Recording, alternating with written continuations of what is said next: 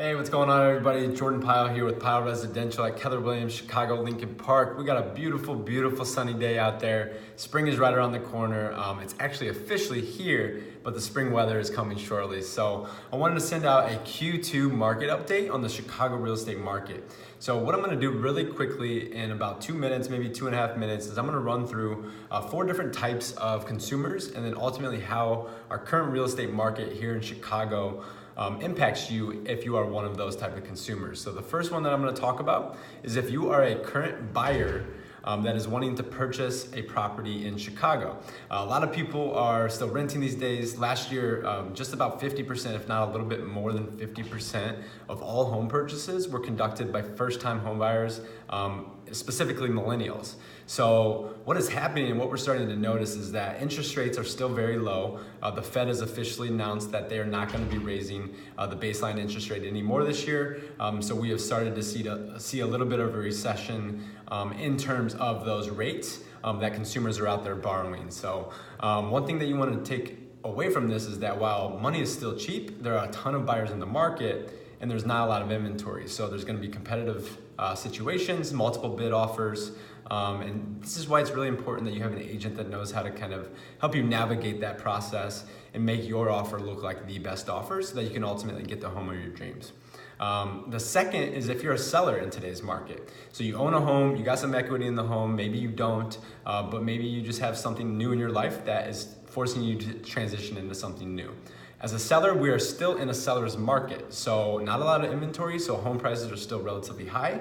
However, it's important to note that for the last 16 months, we've actually seen a decrease in overall home sales consecutively for 16 months straight. So we are starting to head towards a shift in the market. So more inventory is hitting the market, things are taking longer to sell, there's more options, and that will naturally push home prices down.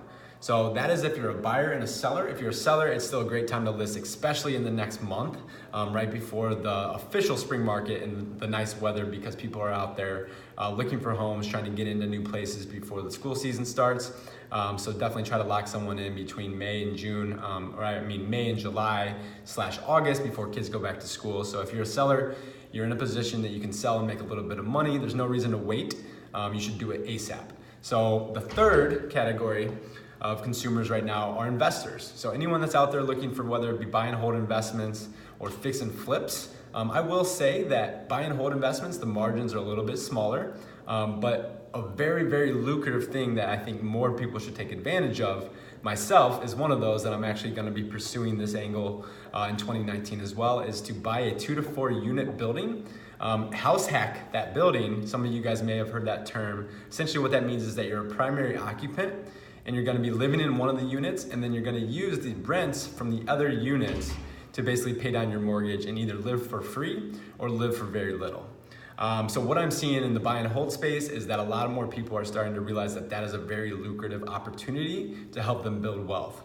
On the fix and flip side, I am starting to work with more and more clients who are wanting to get their feet wet in some fix and flips now that the market's starting to shift. So I think this is creating a lot of opportunity where sellers need to get out, buyers want to get in, and some of these motivated sellers want to get the properties sold before we do see this dip in the market and in home values on a more macro level. So what I'm finding is that there are a lot more motivated sellers out there, potentially being able to secure a property for less than what you could have a year or two ago if you were bidding on that same property. So if you're an investor, you want to fix and flip opportunity or buy and hold, I'm starting to do a lot of this stuff. Reach out to me. I'm doing it for myself too. I'm learning the game, and it's truly something that I think everyone should take advantage of. So the last consumer classification would be your renters. So a lot of you guys are still renting, especially my demographics, anywhere between 25 and 35, so to speak. Millennials, a lot of people are still renting because of convenience and because of not knowing where they're gonna be in a couple years.